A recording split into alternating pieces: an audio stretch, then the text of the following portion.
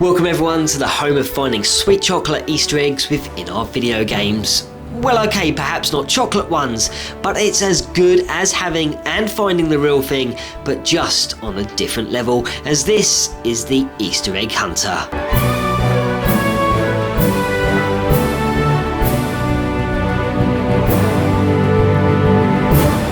This time we are jumping into the scary and horrific franchise Resident Evil and taking a close look at the second installment Resident Evil 2, which landed on the shelves and in our homes in 1998. The classic survival horror was back, and it was bigger, better, scarier and harder, and there was enough action to keep us horrified for hours on end. Resident Evil 2 allows us to assume the role of either Leon Kennedy or Claire Redfield as we descend upon Raccoon City, where nearly every resident has succumbed to the deadly T-virus. Each story unfolds over 2 discs, and each holds twice as many zombies, twice as many weapons, puzzles and traps, and there are twice as many situations which will leave you with the shivers, genuinely scared and jumping out of your seat and hiding behind the sofa.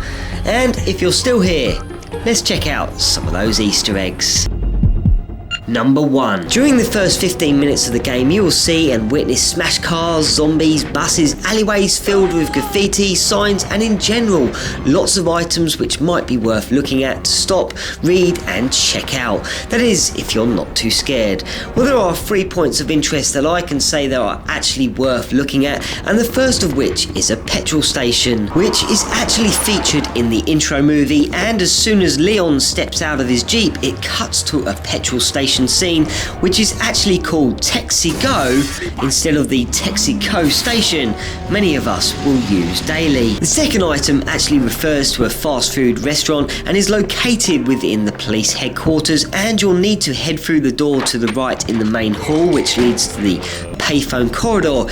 Here you'll need to enter the blue double doors and enter the main office. Kill the zombies and make your way to the left, and as you do there will be a long camera view, and at the bottom of the screen you will see a box in yellow with the words in red Burger Kong upon it, which is obviously in reference to Burger King, and there is also a Burger Kong in Command & Conquer Red Alert 2. The final point of interest is a shop which you will see immediately straight after taking control of Leon, and the shop is called Aracus.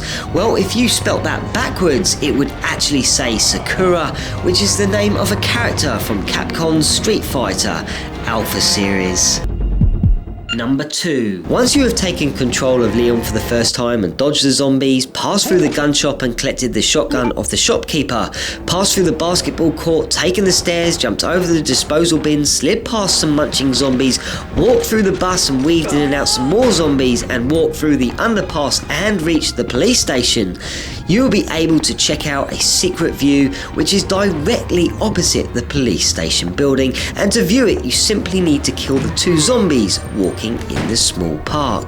And once you've done that, head back to the spot opposite the police station building, press X, and now you'll be able to see a shot through the gate and 3 zombies which you'll be able to kill. This is also the spot where Jill enters in Resident Evil 3.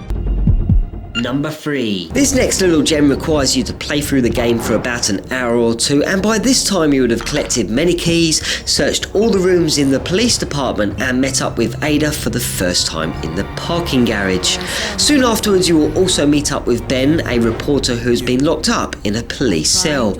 From here you will come across a manhole cover opener, and you'll be able to open up a manhole cover in a dog pen not too far away from when you encounter Ben, the reporter. Once you have lifted the manhole cover, exit the dog pen and pass through the parking garage and enter the next set of corridors. Pass the autopsy room on the right and head down to the bottom left hand corner where you'll come to a set of steel doors. Pass through the set of steel doors and then pass through the first passage, and you will now enter an alleyway which is outside, and 2 dogs will jump over the fence and attack you. Once you have dealt with them, walk on over to the next manhole cover which is already open. Turn around so your back is now towards it, and now slowly walk forwards so that the camera angle changes. Make sure your shotgun is loaded, and now unload your weapon and watch your bullets break the camera and thankfully not your TV screen.